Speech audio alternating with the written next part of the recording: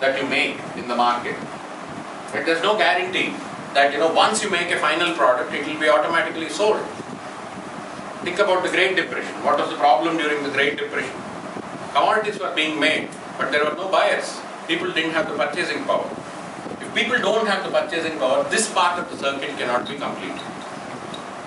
Right? So, every stage potentially here, as capital moves through these stages, every stage is potentially crisis prone. Okay, and during certain phases, one kind of crisis may dominate over other kinds of crises, or multiple crises can come together. And Marx's basic point is, capitalism is not stable. These crises keep returning all the time. Falling rate of profit. Yesterday we talked about technological advancement, right? What is the if you look at the rate of profit in the capitalist system, you call it small r. All of you, I hope, can deal with a little bit of math. You can, right? Okay. No, math is just a slave. Learn to use it as a tool. See, the capital that is invested, by the capitalist at the beginning of the cycle has two components to it. One is, the means of production, which is what Marx calls as constant capital. So it just adds value. It doesn't. It just transfers value. It doesn't add new value. That is why he calls it constant capital. And then there is the variable capital, which is basically the value of labor power.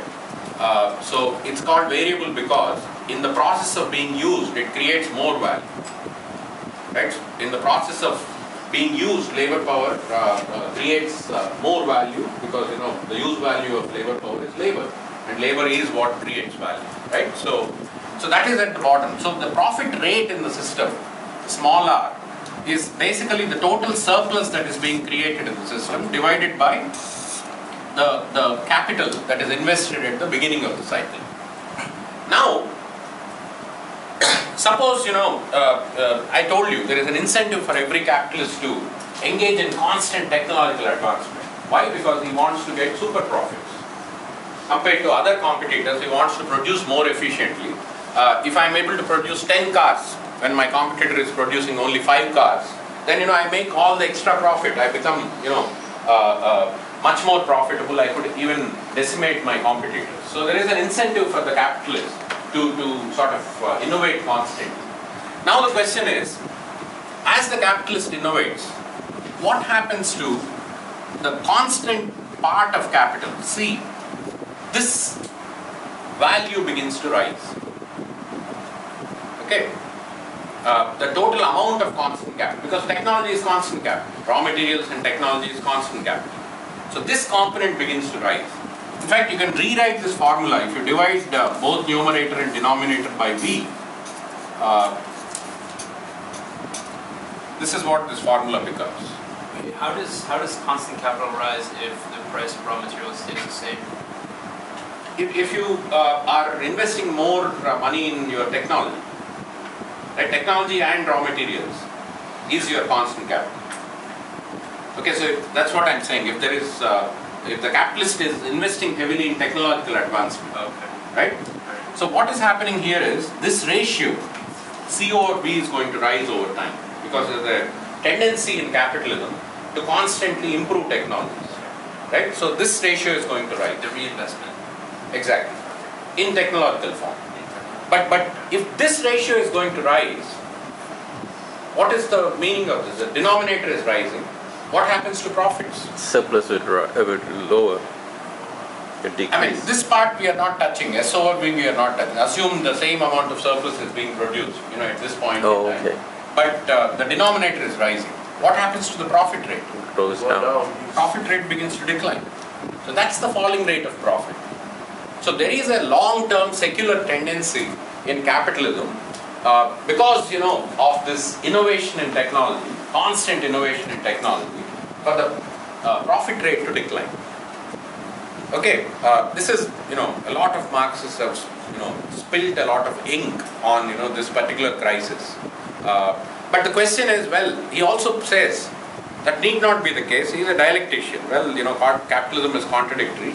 As C over V increases, capitalists can also find newer and newer ways of increasing the rate of exploitation. This is the rate of exploitation. This is how much you are paying the workers, V. And this is how much you are extracting from the workers. S is how much you are extracting. So S over V is basically the rate of exploitation. This is how much you are exploiting the workers. If the capitalist can somehow find ways of increasing the rate of exploitation, then numerator is increasing, denominator is also increasing. So it's indeterminate. What happens to profit rate? You cannot predict it.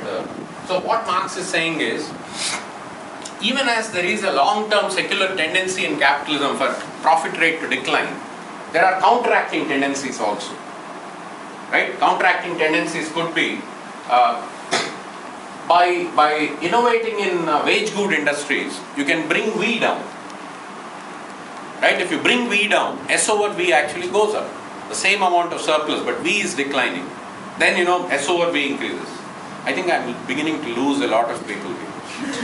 Is that true? How many people are following? Maybe we give a concrete example. That's why iPhones are being produced in China.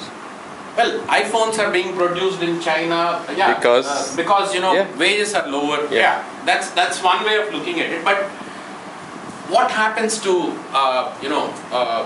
production in China over time? See, that is the point that's being made here. Over time, what happens to production in China? It will become more capital intensive. Along with that, if there is a way of increasing the rate of exploitation, right? Is there a way of depressing V? Is there a way of increasing S? These are the kinds of strategies that capitalists are constantly trying to find in order to counteract, this long-term secular tendency in capitalism for the profit rate to fall. Okay. What's variable capital again? Wages. Wages. Yeah. Constant capital, variable capital, that's wages or value of labor power, and then you have the surplus. But why would you say constant capital is not? Because constant capital could be, the cost of constant capital. You say the cost of the raw materials and technology. And the technology. Now, that itself. Well, of course, when you call that constant capital, it varies. Even that, the price of your raw materials can change. Let's say if you're using, let's say oil, the price of oil goes up and down, and the price of other materials goes up and down. So that's another thing capitalists and even the cost of machinery that you may use goes up and down. So, it could, yeah. That's also variable. No, but as a proportion of your total capital, the argument is over time, the share of constant capital in your total capital keeps increasing. That's the argument. Okay, so suppose you have $100 in a labor-intensive process of production. You may invest $20 in constant capital and $80 on your workers for wages. But as you move from labor-intensive, as Malaysia is trying to do right now, to a capital-intensive process, right? You invest less and less of your proportion of your capital in workers, and you put more of that in machines. So that is what is happening. Yeah. So if that happens, right, then this denominator is going to go up. That's the argument that's being made. It happened in America. It happened in Europe, and then the profit rate begins to decline. So how do you counter this? That is the question. So you counter it by increasing the rate of exploitation from workers. So if workers are exploited, let's say at 100% 100 years ago, you try to increase it to 200%. Right? So those are the ways, how do you increase the rate of, as he said, you could go to a low wage country, where workers' labor power can be bought at a cheap price. That's one way of doing it. Or you somehow reduce the value of the goods that the workers consume. Right? So that's another way of doing it.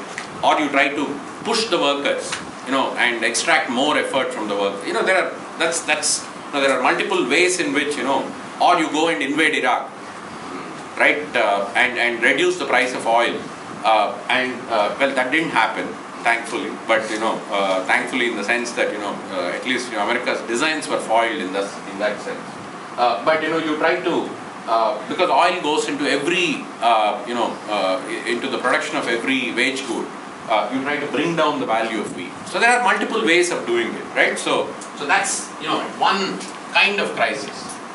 The second, yeah. Another example is the Malaysian government is resisting minimum wage so that They're resisting and they're slowly giving in, I think. Tomorrow, there's a huge high-level committee meeting. I just met one of the coordinators of that committee. So the whole rationale for not having minimum wages so that you can be competitive, right? Correct.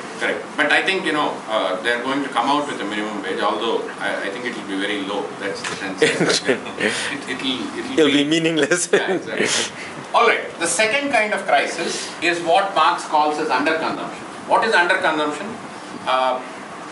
It's basically, goods are being produced, right? M to C to C prime. This part of the circuit is working beautifully. But, once the goods are produced, they are not being sold in the market.